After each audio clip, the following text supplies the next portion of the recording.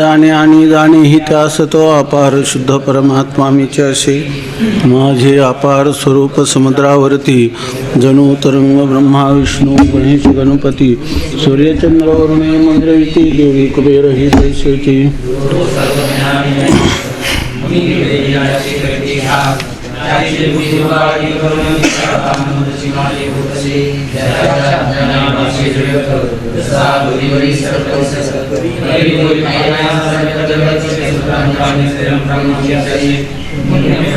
निष्काम बोध प्राप्ती कारणे भजावाराम तो मी चाहे आत्माप्त काम तरी नमन कोणा करावे म्या. त्वं नित्यं स्वप्रकाशं व्यापकं नामरूपयोः अधिष्ठानं बुद्ध्यबोध्यं बुद्धिर्दोग्यत्तु निर्मलम् अपारं सर्ववेदान्त वेद्यं प्रत्यं.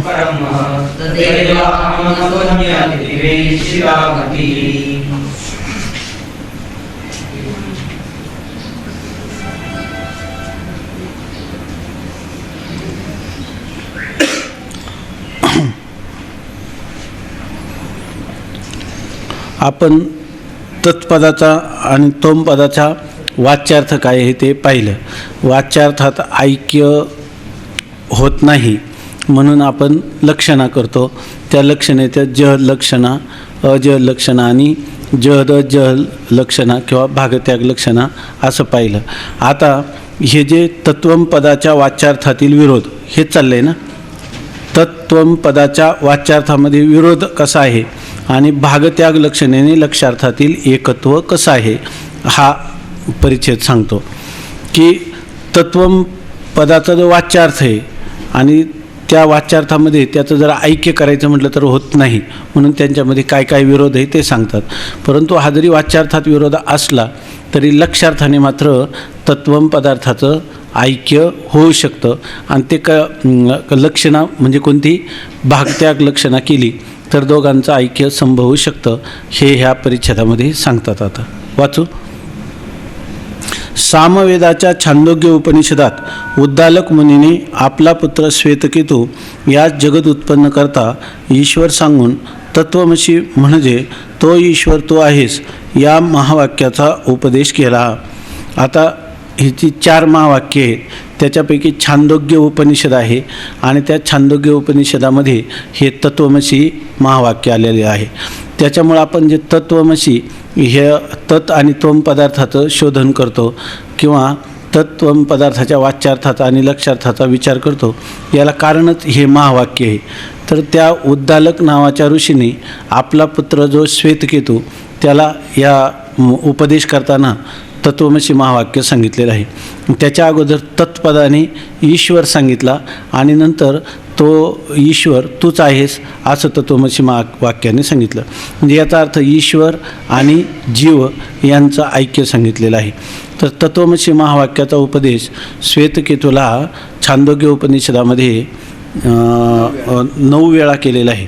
कोणी उद्दालकाने कशाही प्रकाराने त्याला जीव ब्रह्मैक्य व्हावं यासाठी 9 दृष्टांत देऊन त्याला जीव ब्रह्म एकच कसं याचं निरूपण केलेलं आहे. आता या वाक्यात तत् म्हणजे जगताची उत्पत्ती ज्याने केली सर्व शक्ती सर्वज्ञतादी ज्याचे धर्म आहेत असा जो ईश्वर आणि तो म्हणजे तो अल्पशक्ती अल्पज्ञतादी धर्मवान जीव अशी म्हणजे आहेस. एकंदरीत तो आहेस या म्हणण्याने ईश्वर आणि जीव यांची एकता वाच्यार्थाने ग्रहण होते परंतु ती एकता संभवत नाही. याच्यामध्ये तत् आणि त्वम पदार्थाचं वर्णन करताना तत्पद हे ईश्वराचं वाच्य आहे किंवा तत्पद हे वाच्यार्थाने ईश्वराचं बोधन करतं आणि त्वमपद हे वाच्यार्थाने जीवाचं बोधन करतं. अशा प्रकारे जीव आणि ईश्वराचं स्वरूप सांगून तो ईश्वर तूच आहे असं जेव्हा श्वेतकेतूला उद्दालक मुनी सांगतात त्यावेळेला आपल्याला सहज लक्षात येतं की अशा प्रकारचा दोघांचा जो वाच्यार्थ आहे ह्या वाच्यार्थात एकता संभवनीय शक्य नाही. एक ईश्वर आहे सर्वज्ञ सर्व शक्तिमान माई स्वतंत्र त्याचे 8 धर्म सांगितले पाठीमागं आणि जीव आहे अल्पज्ञ अल्पशक्तिमान परतंत्र आणि बंध मोक्षवान, परमात्मा आहे नित्य मुक्त, अशा दोन परस्पर विरोधी धर्म असल्यामुळं त्या दोघांचं ऐक्य होऊ शकणार नाही असंच आपल्याला वाटतं, आहे की नाही? म्हणजे अनुभवाशी जुळत नाही, आणि अनुभवाशी जेव्हा जुळत नाही तेव्हा वाच्यार्थ अनुभवाशी जुळत नसला तर त्यावेळेला आपल्याला लक्षणा करावी लागते. अर्थात इथं ही लक्षणेनंच तत्वमसी महावाक्याच्या द्वारा जीव ब्रह्माचं ऐक्य निरूपण करण्याचा उद्दालक मुनींचा आशय किंवा अभिप्राय आहे. परंतु तो अभिप्राय कळेल कधी? जर आपण लक्षणा केली तर. ती जहद लक्षणा किंवा अजहद लक्षणा चालणार नाही, ती भागत्याग लक्षणाच करावी लागेल. एकंदरीत तो आहेस या म्हणण्याने ईश्वर आणि जीव यांची एकता वाच्यार्थाने ग्रहण होते, परंतु ती एकता संभवत नाही. का संभवत नाही? कारण दोघांचे परस्पर विरुद्ध धर्म वर सांगितलेलेच आहेत. ईश्वराचे धर्म वेगळे आणि जीवाचे धर्म वेगळे, की जे वर सांगितलेले आहेत. म्हणजे ईश्वर जो सर्वज्ञ, सर्वशक्तिमान, व्यापक, प्रेरक, सर्वांचा प्रेरक, स्वतंत्र, बंधमोक्षरहित आणि माया त्याच्या अधीन असणारा असा मायी असा ईश्वर आहे. आणि तोम पदाचा वाच्यार्थ जो जीव, तो अल्पज्ञ, अल्पशक्ती, परिच्छिन्न, मायेला परतंत्र झालेला, कर्माच्या अधीन असणारा आणि प्रत्यक्ष आणि अविद्येने मोहाला प्राप्त होऊन बंधमोक्षवान असा तो ईश्वर आहे. असे त्यांचे परस्पर विरोधी धर्म सांगितले. आता तत्पद वाच्य ईश्वर धर्म आणि त्यांनी सांगितलं दोघांचे परस्पर विरुद्ध धर्म सांगितलेच आहेत, तथापि स्पष्ट लक्षात येण्याकरिता विभाग करून दाखवतो. आपल्याला अधिक स्पष्ट व्हावं म्हणून पुन्हा मागं सांगितलेलंच आहे, तरी पुन्हा या ठिकाणी तत्पदाचा वाच्यार्थ आणि तोम पदाचा वाच्यार्थ आणि त्या वाच्यार्थामध्ये येणारा विरोध किंवा वाच्यार्थाच्या ठिकाणी असणारे विरोधी धर्म ते या ठिकाणी सांगतात. तत्पदवाच्य ईश्वराचे धर्म, तो सर्व शक्तिमान आहे, सर्वज्ञ आहे, विभू आहे, सर्वांचा नियामक किंवा ईश आहे, तो स्वतंत्र आहे, कर्माधीन नाही, तो परोक्ष आहे, नंतर माई म्हणजे माया त्याच्या अधीन आहे आणि तो बंध मोक्ष रहित आहे. आणि जीव जो आहे तो अल्पशक्ती, अल्पज्ञ, परिच्छिन्न, नियम्य म्हणजे त्याचं नियमन करणारा कोणीतरी आहे, म्हणून तो अनिश आहे, तो काही कोणाचं नियमन करू शकत नाही. नंतर तो कर्माधीन आहे, जीवाचं त्याला काल सांगितलं त्याच्या स्वतःच्या दृष्टीनं प्रत्यक्ष आहे आणि ईश्वर मात्र परोक्ष आहे. आणि तो अविद्येने मोहित झालेला आहे आणि बंध मोक्षवान आहे. जीवाच्या ठिकाणी बंध आहे, त्याला प्रयत्नाने मोक्ष करून घ्यावा लागतो. तसं ईश्वराच्या ठिकाणी बंधच नाही, त्यामुळे त्याला मोक्षासाठी कोणतीही साधना करावी लागत नाही. असा या तत्पदाचा वाच्यार्थ जो ईश्वर आणि तोम पदाचा वाच्यार्थ जो जीव, ह्या दोघांमध्ये असणारे परस्पर धर्म अत्यंत विरोधी असल्यामुळं त्यांची एकता होणं संभवनीय नाही. तत्वमसी या महावाक्यातील तत् आणि त्वम यांच्या वाच्यार्थात वर दाखविल्याप्रमाणे परस्पर विरुद्ध धर्म असल्यामुळे या दोहोंचे एकत्व संभवत नाही. एकत्व करण्याकरिता जहल लक्षणेचा किंवा अजहल लक्षणेचाही उपयोग नाही. आता सांगतात दोघांचे धर्म परस्पर विरुद्ध असल्यामुळे त्यांच्यात एकता घडणं शक्य नाही. बरं, मग लक्षणा करायची तर त्याच्या ठिकाणी कोणी म्हणेल जहल लक्षणा करू किंवा अजहल लक्षणा करू, तर यांचाही त्यांचा ऐक्य होण्याच्या बाबतीत काहीच उपयोग होणार नाही. जहल लक्षणेचाही नाही आणि अजहल लक्षणेचाही तत्वम पदार्थामध्ये एकत्व संपादन करण्यासाठी किंवा ऐक्य सिद्ध करण्यासाठी ह्या कोणत्याही दोन्ही लक्षणेचा म्हणजे जहल लक्षणा आणि अजहल लक्षणेचा उपयोग होणार नाही. का उपयोग होणार नाही ते सांगतात. तुम्ही म्हणाल जहल लक्षणा केली तर काय बिघडलं, तर काय बिघडेल ते सांगतात. एकत्व करण्याकरिता जहल लक्षणेचा किंवा अजहल लक्षणेचा उपयोग नाही. कारण साक्षी आणि ब्रह्मचैतन्य हे सर्व वेदांताचे ज्ञेय असून साक्षी चैतन्य तोमपद वाच्यात आणि ब्रह्मचैतन्य तत्पद वाच्यात प्रविष्ट आहेत. आता इथं पहिली जहल लक्षणा जी आहे ती जहल लक्षणा करता येणार नाही. का करता येणार नाही ते सांगितलं. सर्व वेदांत काय सांगतो, वेदांताला ज्ञेय म्हणजे जाणण्याचा विषय काय आहे. इकडं अविद्या अधिष्ठान साक्षी चैतन्य किंवा अविद्या अथवा अंतःकरण अधिष्ठान कुटस्थ चैतन्य किंवा साक्षी चैतन्य जाणलं पाहिजे. दुसरीकडं या ठिकाणी माया अधिष्ठान ब्रह्मचैतन्य हे जाणलं पाहिजे. म्हणजे ज्ञेय वस्तू दोनच हे वेदांताच्या दृष्टीनं, साक्षी चैतन्य आणि ब्रह्मचैतन्य. ह्या दोन वस्तूंचं आपल्याला ज्ञान करून घ्यायचं आहे. आता जल लक्षणा केली तर कसं हे ज्ञान करून घेता येणार नाही त्याच्याविषयी सांगतात. आता कारण साक्षी आणि ब्रह्मचैतन्य हे सर्व वेदांताचे ज्ञेय असून साक्षी चैतन्य त्वमपद वाच्यात आणि ब्रह्मचैतन्य तत्पद वाच्यात प्रविष्ट आहेत. आता साक्षी चैतन्य त्वमपदाचा जो वाच्यार्थ आहे त्याच्यात साक्षी चैतन्य आहे की नाही, आणि तत्पदाचा जो वाच्यार्थ आहे त्याच्यात ब्रह्मचैतन्य आहे की नाही. आणि वेदांताच्या दृष्टीनं दोन्ही चैतन्य काय आहेत, ज्ञेय आहेत. साक्षी चैतन्य आणि ब्रह्मचैतन्य ही दोन्ही चैतन्य ज्ञेय आहेत. किंवा वेदांताचं सर्वात महत्त्वाचा सिद्धांत किंवा प्रमेय जे आहे, जीव ब्रह्माची एकता सिद्ध करताना त्यांनी साक्षी चैतन्याला जाणण्यासाठी हे जी एकता सांगायची ती कशाची सांगायची, साक्षी चैतन्याची आणि ब्रह्मचैतन्याची. पण आता तुम्हाला जह लक्षणा जर करायची झाली तर जह लक्षणा म्हणजे काय, मूळ जो वाच्यार्थ आहे त्या संपूर्ण वाच्यार्थाचा त्याग करायचा आणि तत्संबंधीचं ग्रहण करायचं, त्याला म्हणतात जल लक्षणा. आता वाच्यार्थामध्ये साक्षी चैतन्य आहे की नाही, आहे. जर तुम्ही जल लक्षणा करायची तर सगळ्यात वाच्यार्थाचा त्याग करावा लागेल.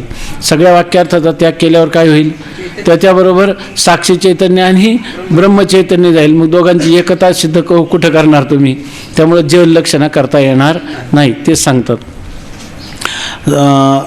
साक्षी चैतन्य त्वमपद वाच्यात आणि ब्रह्मचैतन्य तत्पद वाच्यात प्रविष्ट आहेत.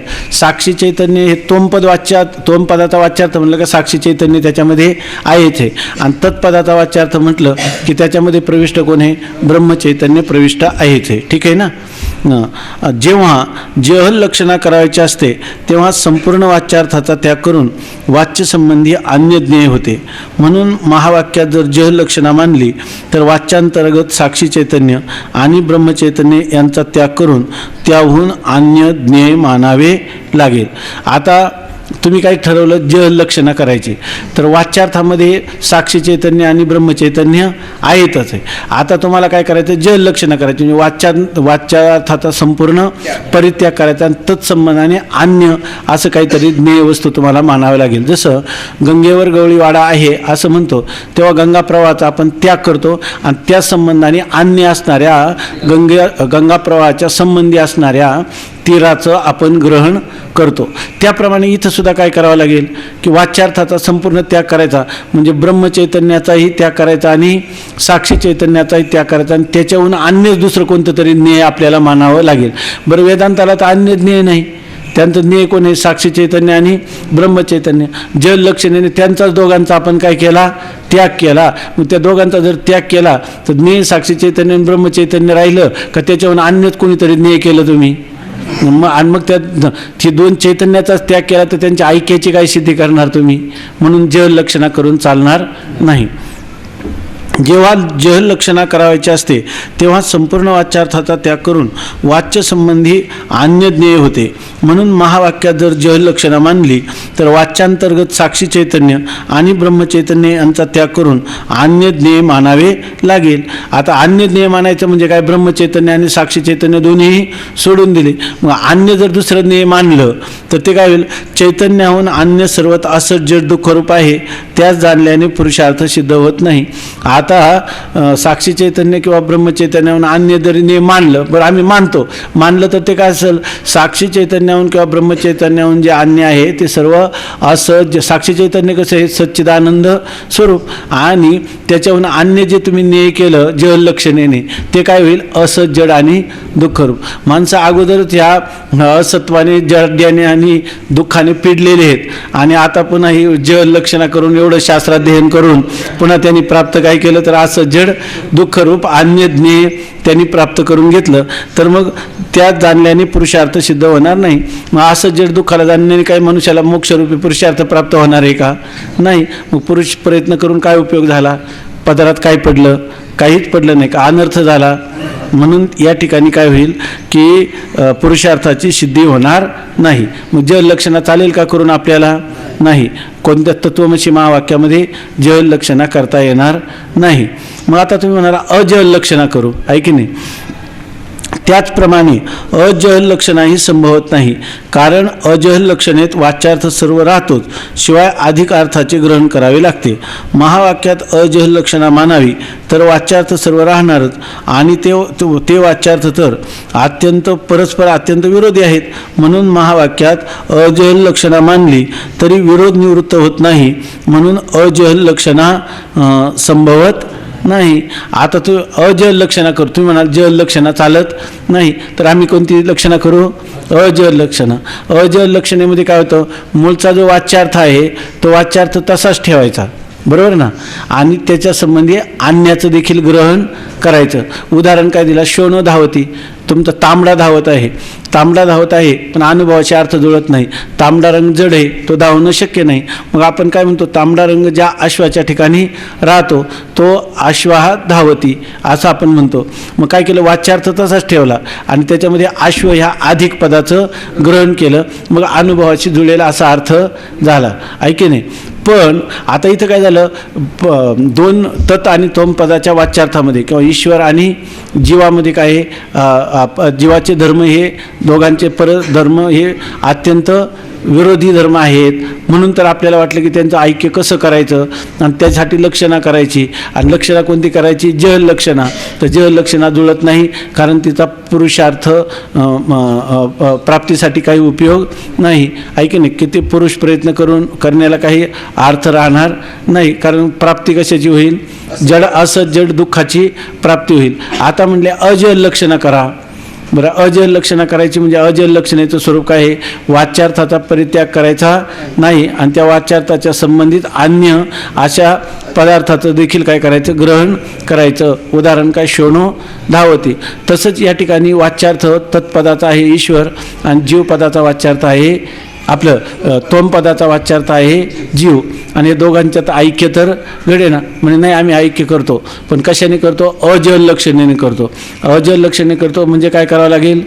त्या वाच्यार्थाचा परित्याग न करता आणखी तत्संबंधी अन्य अर्थाचं काय करायचं? ग्रहण करायचं. आता आम्ही तुम्हाला असं विचारतो की ज्या वेळेला पूर्वीचा वाच्यार्थ तुम्ही ग्रहण केला, आता ज्याचा परित्याग करायचा नाही, त्याच्यात काय होत होतं? त्याच्यामध्ये परस्पर विरोध असल्यामुळे ऐक्य घडतच नव्हतं, आणि आणखी तुम्ही काय केलं? त्याच्यामध्ये आणखी काही विषय केला, तर आणखी काही आपलं अधिक अर्थाचं तुम्ही ग्रहण केलं, तर अधिक अर्थाचं ग्रहण केल्याने मूळ असणारा वाच्यार्थाचा भेद तो निवृत्त होईल का? नाही. आणि पुन्हा तुम्ही आणखीन काय केलं? अधिक अर्थाचं ग्रहण केलं, तर वाच्यार्थामध्ये येणारा जो भेद आहे तो भेद निवृत्त होईल का आणखीन वाढेल? आणखीन वाढेल. ज्यांचा परस्पर वाच्यार्थच विरोधी आहे, ते विरोधाची निवृत्ती करण्यासाठी तुम्ही लक्षणा केली. विरोध निवृत्त झाला का? नाही. का उलट आणखीन विरोध वाढल्यासारखं झालं? आणखीन एक वाच्यार्थामध्ये आणखीन एक भर टाकली. त्याला म्हणतात ना, व्यायाने काय घरचं झालं थोडं आणि व्यायाने धाडलं गोडं, आहे की नाही?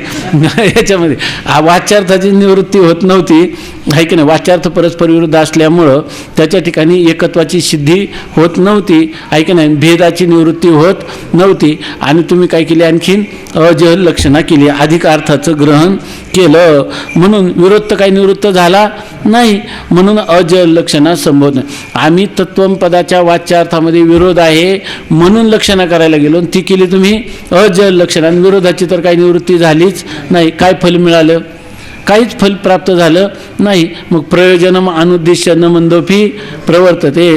प्रयोजन जर काय भेदाची निवृत्ती हे फल जर तुम्हाला प्राप्त होत नसेल, तर तुम्ही लक्षणा करून काय साधलं? काहीच साधलं नाही. म्हणून या ठिकाणी अजल लक्षणासुद्धा संभवत नाही. आता सांगतात, महावाक्यात अजल लक्षणा मानावी तर वाच्यार्थ सर्व राहणारच, आणि तो वाच्यार्थ तर परस्पर अत्यंत विरोधी आहेत. म्हणून महावाक्यात अजल लक्षणा मानली तरी विरोध निवृत्त होत नाही, म्हणून अजल लक्षणा संभवत नाही.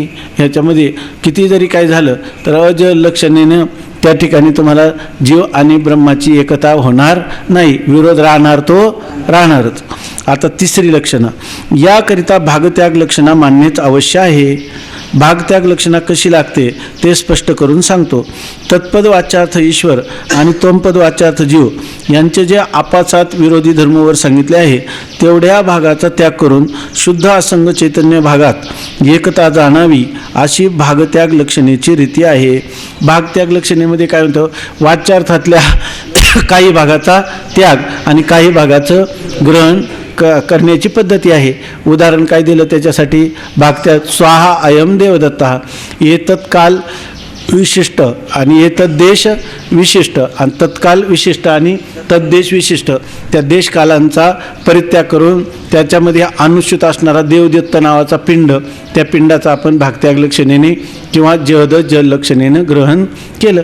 काशी देश आणि भूतकाळ, वर्तमान देश आणि एतत्काल वर्तमान काल त्यांचा दोघांचा त्याग केला तर आपल्याला तोच हा देवदत्त याचं ज्ञान झालं की नाही, ते ज्ञान झालं. जल लक्षणेने झालं का अजल लक्षणेने झालं, भागत्याग लक्षणेनं झालं. तसंच या ठिकाणी भागत्याग लक्षणा जर केली आपण, ज्या वाच्यार्थामध्ये जेवढा विरोध येतो तेवढ्या भागाचा त्याग आणि लक्षार्थामध्ये जिथं ऐक्य संभवू शकतं तेवढ्याच भागाचं ग्रहण, अशी जर भागत्याग लक्षणा केली तर आपल्याला जीव आणि ईश्वराचे लक्षार्थामधील एकता त्या ठिकाणी संभवनीय आहे किंवा शक्य आहे. याकरिता भागत्याग लक्षणाच मान्य अवश्य आहे. भागत्याग लक्षणा कशी लागते ते स्पष्ट करून सांगतो. कशी भागत्याग लक्षणा करायची ते आम्ही तुम्हाला सांगतो. तत्पद वाच्यार्थ ईश्वर आणि तोमपद वाच्यार्थ जीव यांचे जे आपापसात विरोधी धर्मावर सांगितले आहे तेवढ्या भागाचा त्याग करून शुद्ध काय करायचं, जीव आणि ईश्वर म्हणजे तत् आणि तोम पदाचे वाच्य असणारे ईश्वर आणि जीव यांचा परस्पर विरोधी धर्म आपापसात जेवढे आहेत तेवढ्या भागाचा काय करायचा, त्याग करायचा. आणि चैतन्य भाग जो आहे, चैतन्य भाग म्हणजे इकडं कुटस्थ चैतन्य आणि इकडं ब्रह्मचैतन्य, तो कुटस्थ चैतन्य असंग आहे की नाही आणि ब्रह्मचैतन्यसुद्धा असंग आहे. माया आणि माया कार्याहून विवर्जित आहे. इकडं हे अविद्या आणि अविद्या कार्याहून विवर्जित आहे. अशा ह्या असंग चैतन्य भागामध्ये एकता जाणावी. एकता करायची का नुसती एकता आहेच आहे का, फक्त एकता जाणायची का त्यांच्या भेदाचा भ्रम घालवायचा. भेदाचा भ्रम घालवणं यालाच काय म्हणायचं, ऐक्याचं ज्ञान आहे की नाही. म्हणून अशा प्रकारे त्यांची एकता ही फक्त जाणून घ्यायची, समजून घ्यायची, करायची नाही. कारण केली तर ती पुन्हा बिघडेल आहे की नाही. यत् कृतगम तद अनित्यम, ही एकता काय नित्य सिद्ध आहे, ती फक्त आपण जाणून घ्यायची आहे. असंग चैतन्य भागात एकता जाणावी अशी भागत्याग लक्षणेची रीती आहे. आता याच्यानंतर आहे ना, जीव आणि ईश्वर यांच्या स्वरूपाविषयी दर्शनकारांची वेगवेगळी मतं आहेत. त्याच्यातही वेदांत दर्शनामध्येही जीव आणि ईश्वराचं स्वरूप वेगवेगळं काहींनी प्रतिपादन केले. सिद्धांत सगळ्यांचा एकच आहे, जीवो ब्रह्मैव ना परहा, ब्रह्म सत्यम जगन्मिथ्या जीवो ब्रह्मैव ना परहा असं असलं तर जीव आणि ईश्वराच्या स्वरूपामध्ये त्यांनी वेगवेगळ्या अध्यारोपाच्या भाषेत संकल्पना मांडलेल्या आहेत. त्या आता जीवेश्वर स्वरूपाविषयी, जीवाचं आणि ईश्वराचं काय स्वरूप आहे या संबंधाने ग्रंथकारांची मते, अनेक ग्रंथकारांनी दिलेली मतं या ठिकाणी सांगतात. या ठिकाणी विशेषतः आपल्याला अवच्छेदवाद, आभासवाद आणि अवच्छेदवाद, आपलं बिंब प्रतिबिंबवाद असे 3 वाद महत्त्वाचे वेदांतामध्ये देखील जीव ईश्वराचं स्वरूप कथन करणारे आहेत. त्यांच्यामध्ये काय आहे, ज्या प्रक्रिया आहेत त्या मानण्यामध्ये भेद आहे, पण सिद्धांत मात्र सगळ्यांचा काय आहे, एकच आहे. आता जीवेश्वर स्वरूपाविषयी ग्रंथकारांची मते. अनेक वेदांत ग्रंथकारांनी जीवेश्वराचे स्वरूप भिन्न भिन्न प्रतिपादन केले आहे. वेदांतातलेच ग्रंथकार, पण त्यांनी जीवेश्वराचं स्वरूप वेगवेगळ्या रीतीनं सांगितलेलं आहे. विवरण ग्रंथकार प्रकाशात्मा यांनी अज्ञानातील प्रतिबिंब जीव आणि बिंब ईश्वर असे सांगितले आहे. ह्या विवरणकार ज्यांना म्हणतात प्रकाशात्मा मुनी यांनी बिंब प्रतिबिंब मानलेलं आहे आणि त्यांनी जीव आणि ईश्वर ह्या दोन्हीमध्ये ही एकच उपाधी मानलेली आहे. जीव आणि ईश्वराची उपाधी काय आहे, अज्ञान ही एकच उपाधी आहे. अज्ञानामध्ये पडलेलं जे प्रतिबिंब त्याला जीव असं म्हणतात आणि त्या प्रतिबिंबाचं जे मूळ बिंब आहे त्याला ईश्वर असं म्हणतात. असं त्यांनी बिंब प्रतिबिंबवादामध्ये सांगितलं. एक स्तोत्र आहे, मला वाटतं दशश्लोकी, आणि त्या दशश्लोकी श्लोकचं जे निरूपण केले ते सगळं बिंब प्रतिबिंबवादाने केलेलं आहे. तर मधुसूदन सरस्वतींनी बिंब प्रतिबिंबवादाच्या अनुसारी ह्या निर्वाण दशक त्याचा काय केलेलं आहे किंवा त्याला दशश्लोकी म्हणतात. त्याचं जे भाष्य लिहिलं आहे ते ह्या पद्धतीनं लिहिलेलं आहे. सिद्धांत बिंदू ही जी टीका आहे तर त्याच्यामध्ये पण खरा बिंब प्रतिबिंबवाद कोणाचा आहे? प्रकाशात्मा मुनी.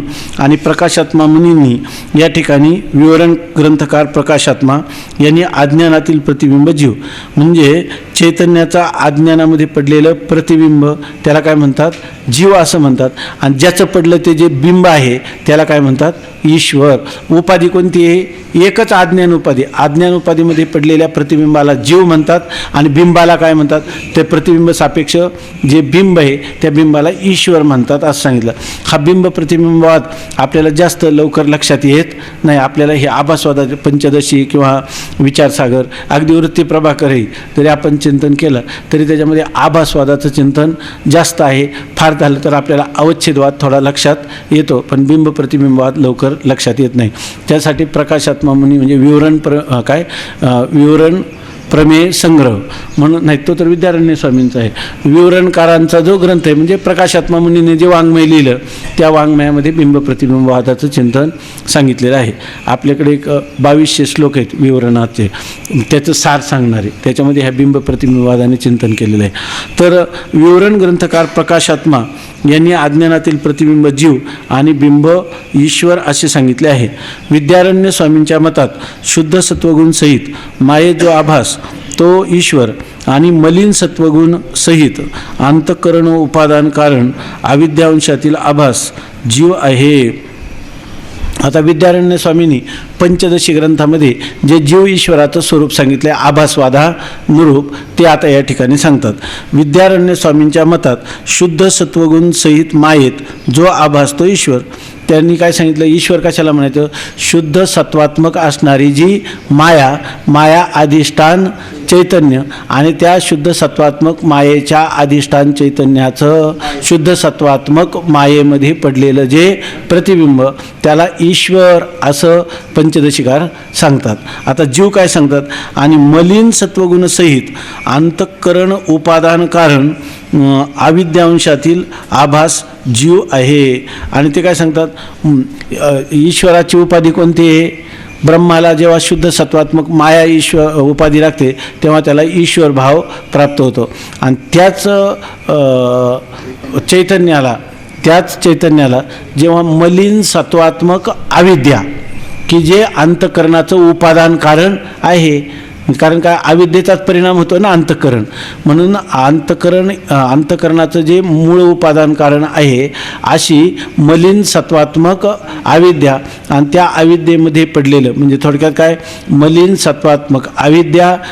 सत्वात्मक अविद्येचा असणारं अधिष्ठान कूटस्थ किंवा साक्षी चैतन्य आणि त्या कूटस्थ चैतन्याचं मलिन सत्वात्मक अविद्येमध्ये पडलेलं प्रतिबिंब की जे अंतःकरणाचं उपादान कारण आहे त्याला जीव असं म्हणतात. ठीक आहे ना?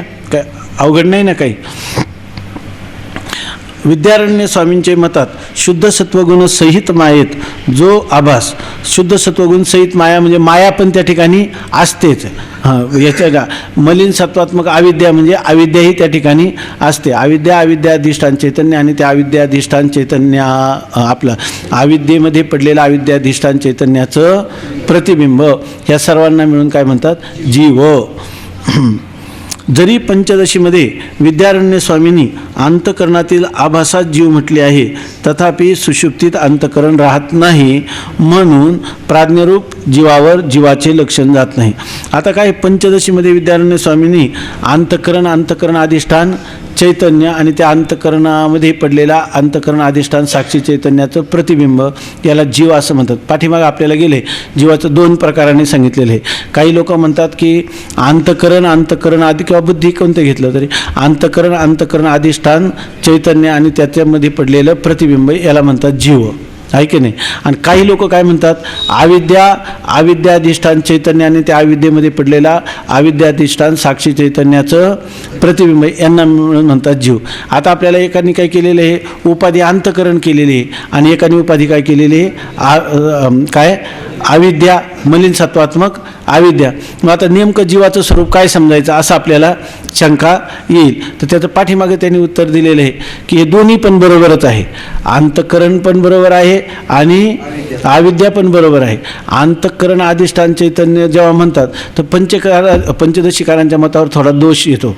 तो असा की अंतःकरण जर म्हटलं तर फक्त अंतःकरणामध्ये पडलेलं प्रतिबिंब, बरोबर ना, तर अधिष्ठान चैतन्याचं पडलेलं प्रतिबिंब त्याला जीव म्हणावं. अंतःकरण सहित अविद्येसहित अंतःकरणामध्ये पडलेलं जे अधिष्ठान चैतन्याचं प्रतिबिंब त्याला जीव म्हणायचं. तर सुषुप्तीमध्ये जीव आहे का नाही? आहे. पण अंतःकरण आहे का? नाही. मग हे केलेलं जे लक्षण आहे ते लक्षण कुठं जात नाही? सुषुप्तीतल्या जीवाकडे जात नाही. म्हणजे त्या ठिकाणी कोणता अव्याप्ती नावाचा दोष येतो. आता जरी पंचदशीमध्ये विद्यारण्य स्वामींनी अंतःकरणातील आभासात जीव म्हटले आहे, तथापि सुषुप्तीत अंतःकरण राहत नाही. म्हणून प्राज्ञरूप जीवावर जीवाचे लक्षण जात नाही. म्हणून अंतःकरण ज्याचा परिणाम आहे तो साभास अविद्यांश जीव मानण्याचा त्यांचा अभिप्राय आहे. परंतु ते म्हणतात की या ठिकाणी जरी ते अंतःकरण म्हटले असले तरी त्यांचा अभिप्राय काय आहे? अंतःकरण ज्याचा परिणाम आहे असा जो अविद्यांश, त्या अविद्यांशामध्ये पडलेला जो आभास म्हणजे आभासासहित असणाऱ्या अविद्या, बरोबर आहे ना, आभासासहित असणारी जी अविद्या, मग त्याच्यात अधिष्ठान आलं का नाही? आलं. कारण आभास कोणाचा पडेल? अधिष्ठान नसेल तर. म्हणून आभासासहित असणारा जो अविद्यांश तो जीव मानण्याचा त्यांचा अभिप्राय आहे. आता काही लोक काय म्हणतात, अविद्या अधिष्ठान चैतन्य आणि अविद्येमधले पडलेलं प्रतिबिंब याला जीव म्हणावं असं जर काही लोक म्हटले तर आता सुषुप्तीमध्ये अंतःकरण आहे का? नाही.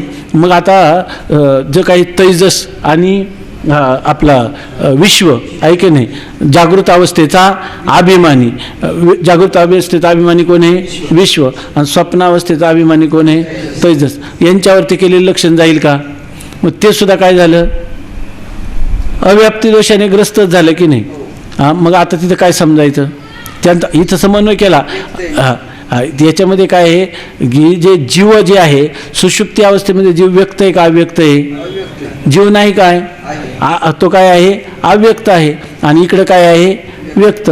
जरी असं केलं तर याचा अर्थ काय झालं? तोच अव्यक्त असणारा जीव जागृती स्वप्नामध्ये काय येतो? व्यक्त भावाला येतो. म्हणून जरी अविद्यांश म्हणलं तरी त्याच्यामध्ये जागृती स्वप्नाचा म्हणजे विश्व आणि तेजसाचा अंतर्भाव होतो का नाही? होतो. कारण ते जागृती आणि स्वप्नावस्था कशाची आहे? बीजभूत अवस्था कोण आहे? अज्ञान. सुषुप्ती आहे की नाही? अविद्या. बरोबर ना. कारण ते काय आहे? कारण शरीर ही बीजभूत अवस्था आहे ना. मग याचा अर्थ काय? तेव्हा अविद्याच कधी काय होते? परिणामाला पावते तेव्हा अंतःकरण रूपालाच येते. मग दोन्ही म्हटलं तर चालेल का नाही? मग आपल्याला समन्वय करून घेता येईल का नाही? का दोन्ही ठिकाणी तुम्ही अव्याप्ती दोष लावणार नाही. तुम्हाला त्याच्यातला समन्वय करता येतो. हां, तिथं फक्त काय घ्यायचं? सुषुप्तीमध्ये जीव नाही असं नाही, पण जीव काय आहे? अव्यक्त आहे. आणि स्वप्न जागृत स्वप्नामध्ये तो काय आहे? व्यक्त आहे. एवढाच अर्थ. अविद्या काय आहे? अविद्या कुठे व्यक्त होते? जागृत स्वप्नामध्ये. आणि तिथं काय राहते? फक्त आपल्या अव्यक्त स्वरूपामध्ये राहते. मग जर तुम्ही म्हणले मलिन सत्वात्मक अविद्येमध्ये पडलेलं प्रतिबिंब म्हणजे जीव, तर काय बिघडलं का? ती दशा कोणती? अव्यक्त. आणि जागृती स्वप्नाकडे लक्ष जातं की त्या अविद्येचाच परिणाम काय आहे? की अविद्या हीच काय आहे? सुषुप्ती हीच काय आहे? बीजभूत अवस्था आहे. माऊलीने लिहिलं ना की गण अज्ञान सुषुप्ती तो बीजांकुर भावो म्हणती, आणि सुषुप्ती हान जागृती हा फलभाव तेचा, असं स्पष्ट आपलं स्वप्न हान जागृती हा फलभाव तेचा असं स्पष्टच म्हटलेलं आहे.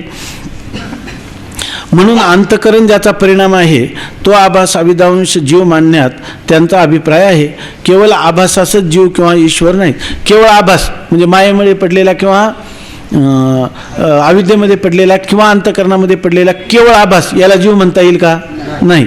केवळ आभासच जीव किंवा ईश्वर नाहीत, तर अधिष्ठान चैतन्यासहित आभास जीवेश्वर आहेत.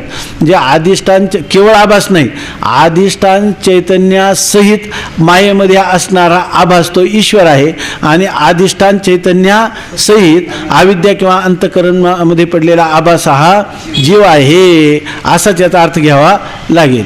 मायेच्या उपाधीमुळे ईश्वराच्या ठिकाणी सर्वज्ञतादी धर्म आहेत आणि अविद्योपाधीमुळे जीवाच्या ठिकाणी अल्पज्ञतादी धर्म आहेत. माया उपाधी लागला का ईश्वर काय होतो? सर्वज्ञ. माया म्हणजे कोणती? शुद्ध सत्वात्मक माया. आणि अविद्या म्हणजे कोणती? मलिन सत्वात्मक अविद्या उपाधी लागली की जीवाच्या ठिकाणी काय होतं? उपाधीचे जे धर्म आहेत, चैतन्य जरी एकच असलं आणि व्यापक असले पण उपाधी जशी आहे त्याप्रमाणे आहे की नाही. आता काचाची स्वच्छ उपाधी आहे तर आपल्याला स्पष्ट दिसतं की नाही, आणि भिंतीची उपाधी अस्वच्छ आहे तर त्याच्यामध्ये आपल्याला दिसतं का पलीकडचं? दिसत नाही. मग हा दोष कोणाचा आहे? हा प्रकाशाचा आहे का नेत्राचा आहे का उपाधीचा आहे? उपाधीचा आहे. मायेच्या उपाधीमुळे ईश्वराच्या ठिकाणी सर्वज्ञतादी धर्म आहेत आणि अविद्योपाधीमुळे जीवाच्या ठिकाणी अल्पज्ञाती धर्म आहेत. जीवेश चैतन्य साभास आहेत म्हणूनच यास आभासवाद म्हणतात. जीव आणि ईश्वर ही दोन चैतन्य जी ती कशी आहे? आभासाने युक्त आहेत. म्हणूनच त्याला काय, ज्याच्यामध्ये जीव चैतन्याचं स्वरूप आणि ईश्वर चैतन्याचं स्वरूप हे आभासात्मक मानलेलं आहे, म्हणजे आभासासहित मानलेलं आहे, त्यालाच काय म्हणतात? आभासवाद. थोडक्यात काय, ज्यांनी या ठिकाणी अंतःकरण किंवा अविद्या किंवा माया या उपाधीमध्ये अधिष्ठानाचा आभास मानलेला आहे त्यांना काय म्हणायचं? किंवा अधिष्ठानाचं प्रतिबिंब किंवा अधिष्ठानाची छाया असं ज्यांनी मानलेलं आहे त्यांना काय म्हणायचं? आभासवादी असं म्हणतात. ठीक आहे ना. आता वर सांगितलेल्या विवरणात जीवेश चैतन्यांच्या दोन उपाधी न मानता दोघांचे अज्ञान ही एकच उपाधी मानली आहे. आता विवरणमत म्हणजे कोणाचं? प्रकाशात्मा मुनी किंवा ज्यांना बिंब प्रतिबिंबवादी म्हणतात. त्या बिंब प्रतिबिंबाचं मत जे आहे त्याच्यामध्ये जीवेश चैतन्याच्या दोन उपाधी न मानता दोघांचे अज्ञान ही एकच उपाधी मानलेली आहे. त्याचे जीव चैतन्याच्या आपण काय करतो? आभासवादामध्ये दोन उपाधी मानलेले आहे. ईश्वराची उपाधी कोण? माया मानली आणि जीवाची काय मानली? अविद्या मानली. परंतु ह्या बिंब प्रतिबिंबवादामध्ये विवरणकार प्रकाशात्मा मुनींनी दोन उपाधी न मानता एकच या ठिकाणी अविद्या उपाधी मानलेली आहे. दोघांची अज्ञान ही एकच उपाधी मानली आहे. दोघांची ही अज्ञान उपाधी मानली तर ईश्वराचे अल्पज्ञत्व येईल अशी कोणी शंका घेतली तर विवरणकार असे समाधान करतात की, आता आपल्याला वरवर पाहिलं तर या बिंब प्रतिबिंबवादामध्ये काय दोष दिसतो. इकडं आपल्याला आतापर्यंत आपण स्पष्टीकरण पाहिलं, माया उपाधी मानली तर ती शुद्ध सत्वात्मक असल्यामुळं ईश्वराला सर्वज्ञत्व प्राप्त होतं, आणि अविद्या उपाधी मानली तर इकडं काय झालं? जीवाला अल्पज्ञत्व प्राप्त झालं. तसंच जर या ठिकाणी अज्ञान ही एकच उपाधी जीवाची आणि ईश्वराची मानली तर अज्ञान उपाधीमुळं जीव जसा अल्पज्ञ झाला तसा अज्ञान हीच उपाधी असल्यामुळं त्याच उपाधीनं ईश्वरसुद्धा काय होईल? अल्पज्ञ होईल. कारण उपाधी काय मानली? एकच मानले. असं जर कोणाला वाटेल तर त्याचा अभिप्रेत्य परिहार देतात. असं कोणाला शंका येईल, पण ही शंका घेण्याचं कारण नाही. एकच उपाधी मानून देखील ईश्वराचं सर्वज्ञत्व अबाधित राहतं आणि जीवाच्याच ठिकाणी काय होतं? अल्पज्ञत्व येतं. आणि उपाधी तर काय आहे? अज्ञान ही एकच उपाधी आहे. ते कसं त्याचं स्पष्टीकरण हे विवरणकार करतात. वर सांगितलेल्या विवरण मतात जीवेश चैतन्यांच्या दोन उपाधी न मानता दोघांची अज्ञान ही एकच उपाधी मानली आहे. दोघांची अज्ञान उपाधी मानली तर ईश्वरासही अल्पज्ञत्व येईल अशी कोणी शंका घेतली तर विवरणकार असे समाधान करतात की, ज्या उपाधीमध्ये प्रतिबिंब असते ती उपाधी आपले दोष प्रतिबिंबातच दाखवते, बिंबात नाही. ते म्हणतात बिंबरूप ईश्वराला अल्पज्ञत्व येण्याचं काहीही कारण नाही. कारण उपाधीचा असा धर्म आहे की ज्या उपाधीमध्ये जे प्रतिबिंब पडतं ती उपाधी आपले दोष हे त्या प्रतिबिंबाच्याच ठिकाणी दाखवते, मूळ बिंबाच्या ठिकाणी दाखवित नाही. नाथ महाराजांनी उदाहरण दिले. नाथ महाराजांनी बिंब प्रतिबिंबवादाचं बऱ्याच ठिकाणी अवलंब केलेलं आहे. तर त्याच्यामध्ये भागवतामध्ये त्यांनी सांगितलं की एकच असणारं सूर्याचं प्रतिबिंब खाली जेव्हा भूतलावर असणाऱ्या एखाद्या भांडी आहेत, समजा आपण काही घट आहेत, अनेक घटामध्ये पाणी पाणी ठेवलं तर त्या ठिकाणी एक घट गढूळ आहे, म्हणजे एक घट असतं जल काय आहे, गढूळ आहे, मलिन आहे, एक काय आहे, चंचल आहे, आणि एक काय स्थिर आणि स्वच्छ आहे. तर त्याच्यामध्ये या सूर्याचा जे काही प्रतिबिंब पडेल तर ते मलिन घटामध्ये, गढूळ पाण्यामध्ये पडलेलं ते प्रतिबिंबसुद्धा मलिन आहे, चंचल पाण्यामध्ये पडलेलं प्रतिबिंबसुद्धा सारखं हलतं आहे, आणि जे स्वच्छ आणि स्थिर पाण्यामध्ये पडलेलं प्रतिबिंब जणू काही आकाशातला सूर्य उतरून या ठिकाणी आला, इतकं स्वच्छ आणि स्थिर स्वरूपाचं. आकाश जसा स्थिर आहे त्याचप्रमाणे आकाशात जसा प्रखर आहे त्याप्रमाणे या ठिकाणी भासतं, आहे की नाही. मग आता पहा बरं की या ठिकाणी हे जी उपाधी आहे त्या प्रत्येक उपाधीने आपले धर्म प्रतिबिंबावर घातले का खरं आकाशातल्या बिंबरूप सूर्यावर घालवले? प्रतिबिंब. म्हणून ते म्हणतात उपाधी जरी एकच मानली तरी उपाधीचा असं एक वैशिष्ट्य आहे की तिच्यामध्ये जे पडलेलं प्रतिबिंब त्या प्रतिबिंबावरच उपाधी आपले गुणदोष घालवते आणि त्याचा मूळ बिंबावर ते घालवीत नाही. त्यामुळे अज्ञान उपाधी मानली म्हणजे त्या ठिकाणी बिंबरूप असणारा ईश्वर त्याला सर्वज्ञत्व जाऊन अल्पज्ञत्व येण्याची शक्यता आहे का? नाही.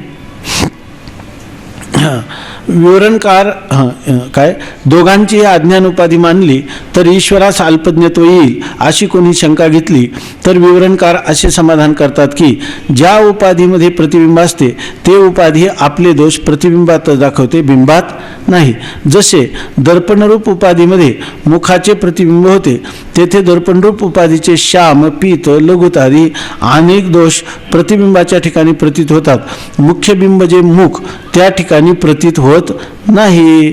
आता आपण आरशामध्ये आपलं मुख पाहिलं, तुकाराम महाराज म्हणतात तुका म्हणे मुख नाही दर्पणाचं, संतोषाची मात दुसरी ते, असं सांगतात. आपल्या मुखाचं प्रतिबिंब एखाद्या आरशामध्ये पडलं तर आता आपल्याला माहिती आहे ते जादूचे प्रयोग करतात ना, आपलं त्या आरशे माल करतात आणि ते आरशे माल पाहायला लोक जातात आणि त्याच्यामध्ये पाहिलं की लोक खूप पोट धरून हसतात. कारण जर एखादा मनुष्य काडी पैलवान असला तर तो त्याच्यात खूप जाड दिसतो, खूप जाड असला तर तो काही ठिकाणी एकदम कृश दिसतो, एकदम काडी पैलवान दिसतो. आणि त्यामुळं एखादा चेहरा एकदम मोठा, त्याचं कमरेच्या वर जेवढं शरीराची लांबी आहे तर तेवढं काय होतं, तेवढा त्याचा चेहरा दिसतो आणि सगळे हसत बसतात. त्याचं त्या प्रयोगाचं नावच असतं लॉफ अँड ग्रो फॅट, हसा आणि लठ्ठ व्हा. त्यासाठी लोक करमणुकीसाठी जातात. तर त्याच्यासाठी हे जे आरशामध्ये आपलं प्रतिबिंब दिसतं तर त्यावेळेला मुख हे काय आहे, बिंब आहे आणि त्या मुखाचं प्रतिबिंब आरशामध्ये. जर आरसा जसा असेल त्याच आरशाचे जे धर्म असतील पीत, श्याम, ते धर्म कोणावर घालवतं, ते प्रतिबिंबावर घालतं का मूळ मुखाच्या ठिकाणी घालवतं? मुखाच्या ठिकाणी घालवत नाही. दर्पणरूप उपाधीचे श्याम, पीत, लघुत आदी अनेक दोष प्रतिबिंबाच्या ठिकाणी प्रतीत होतात. मुख्य बिंब जे मुख त्या ठिकाणी प्रतीत होत नाही. तसे दर्पणस्थानी जे अज्ञान त्यामध्ये प्रतिबिंबरूप जो जीव त्याच्या ठिकाणी अज्ञानकृत अल्पज्ञादी दोषांचे भान होते, बिंबरूप ईश्वराच्या ठिकाणी नाही. आता अज्ञान कोणाच्या ठिकाणी घ्यायचं? दर्पणस्थानी म्हणजे आरशाच्या ठिकाणी. आरशात त्या अज्ञान काय धरायचं? आरसा. जसं आरशाचे धर्म कोणावर जातात? प्रतिबिंबावर जातात.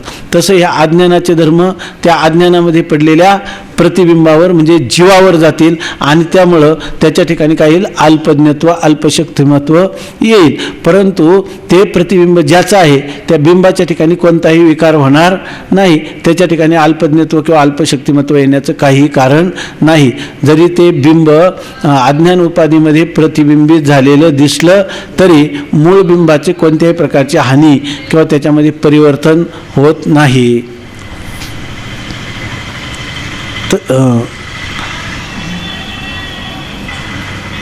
मुख्य बिंब जे मुख त्या ठिकाणी प्रतीत होत नाही तसे दर्पणस्थानी जे अज्ञान आणि त्यामध्ये प्रतिबिंबरूप जो जीव त्याच्या ठिकाणी अज्ञानकृत अल्पज्ञत्वादी दोषांचे भान होते, बिंबरूप ईश्वराच्या ठिकाणी नाही. आता आभास आणि प्रतिबिंब यांचा इतका भेद आहे की आभास पक्षात आभास मिथ्या आहे आणि प्रतिबिंबवादात प्रतिबिंब मिथ्या नाही, सत्य आहे. आता याच्यात आणखी एक दुसरा फरक सांगतात की आभासवादात आभास काय आहे, मिथ्या आहे.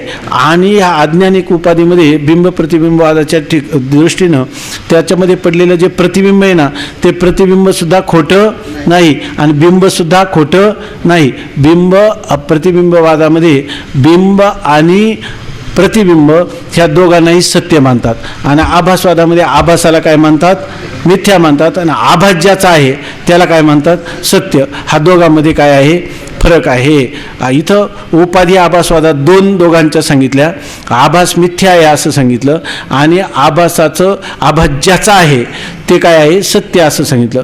बिंब प्रतिबिंबवादामध्ये या ठिकाणी प्रतिबिंबही सत्य आहे आणि बिंबही सत्य आहे आणि त्याची उपाधी काय आहे, एकच आहे असं आतापर्यंत सांगितलं. बाकीचा विषय उद्या पाहू.